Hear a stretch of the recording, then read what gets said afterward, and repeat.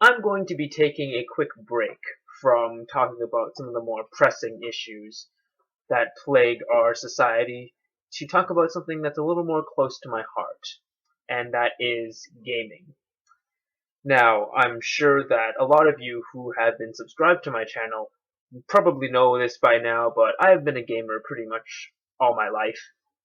The moment I was able to hold that big purple brick of a Game Boy Color that my parents spent $100 or so on, I loved gaming.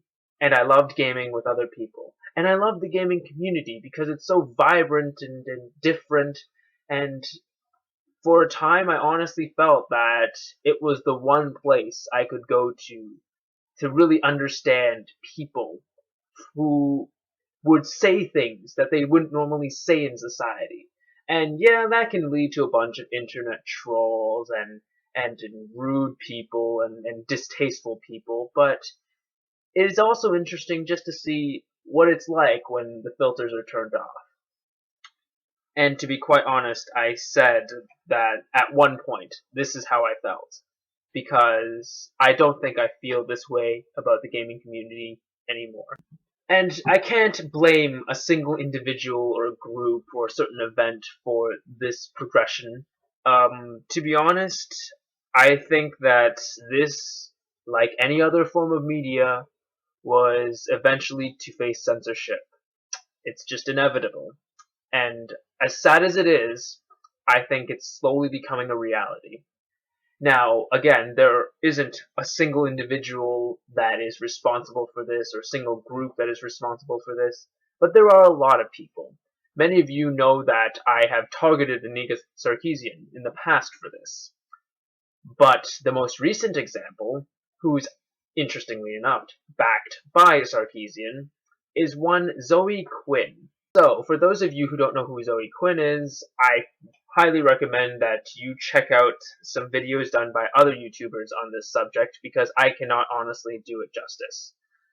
I will give a brief summary of her story and why she has caused such an uproar. So she's an indie game developer and she developed a game called Depression Quest.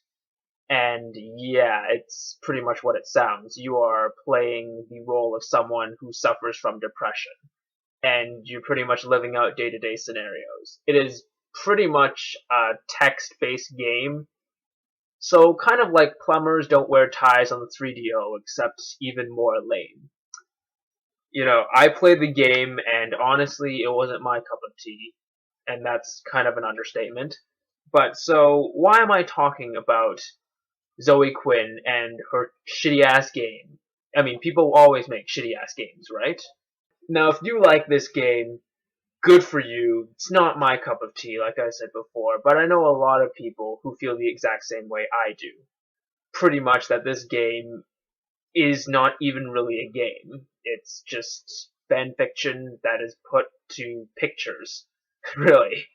And, so, why is this such a controversy? Well, at first, it was because this thing was put on Steam. And yes, it's put on Steam for free, yada yada yada.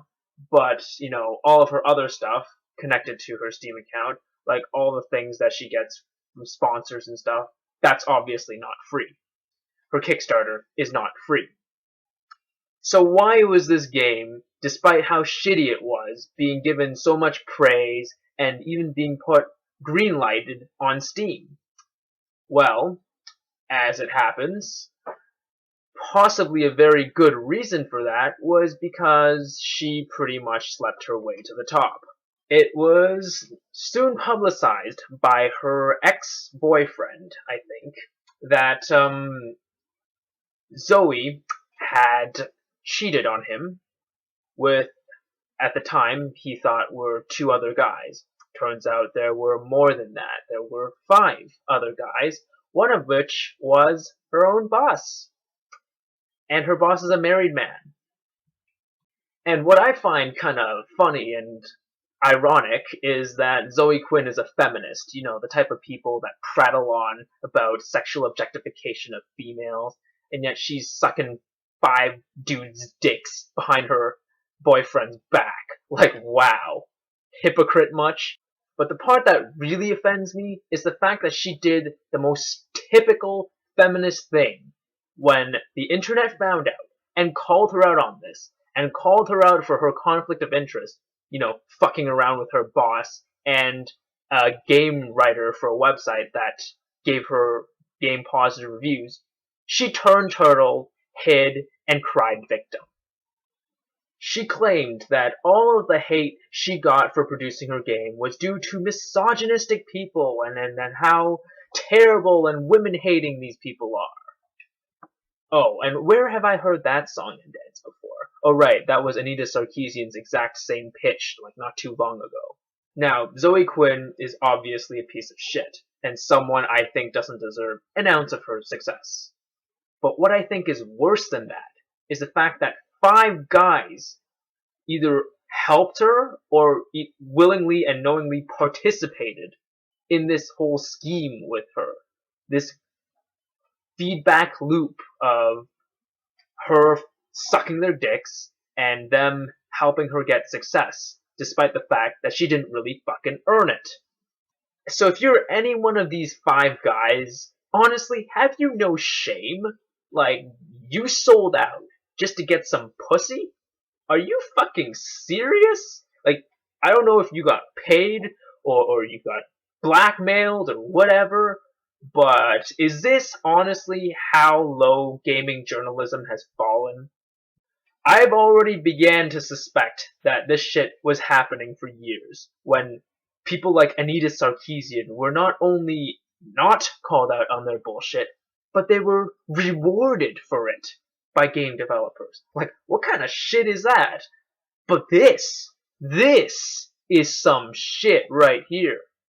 And to top it all off, she has the balls to play victim when she's been continuously attempting to silence all dissent on pretty much all forms of media, whether it's on Twitter or on other forms of social media, like even other people's YouTube channels. Yeah, that's right. A YouTube user by the name of Mundane Matt, to which I am a long-time subscriber, was recently flagged. Thankfully, I think his video has been reinstated because of the false copyright claim being exposed. But yeah, this fucking bitch has the balls to silence dissent, to attack other people as being sexist and misogynistic. And yet, when any form of legit criticism reaches her way, she tucks her tail between her legs and runs off like a coward. So, what have we learned from this incident? Well, we can first of all realize that what we gamers like and what we gamers want no longer matters, at least not as much anymore. What matters is what society wants. More specifically, what the feminists want.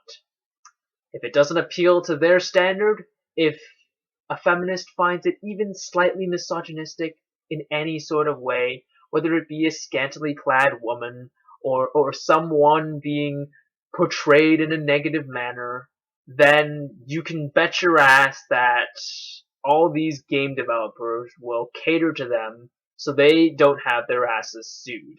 And secondly, this really shows how corrupt gaming culture has become. And yeah, you can argue that this has been present in every area of life, but really, did you expect something this big to be swept under the rug by so many people? I honestly didn't. Not at least when it comes to gaming. And the fact that this day has arrived just makes me feel really, really sad. May the truth always be heard. Peace.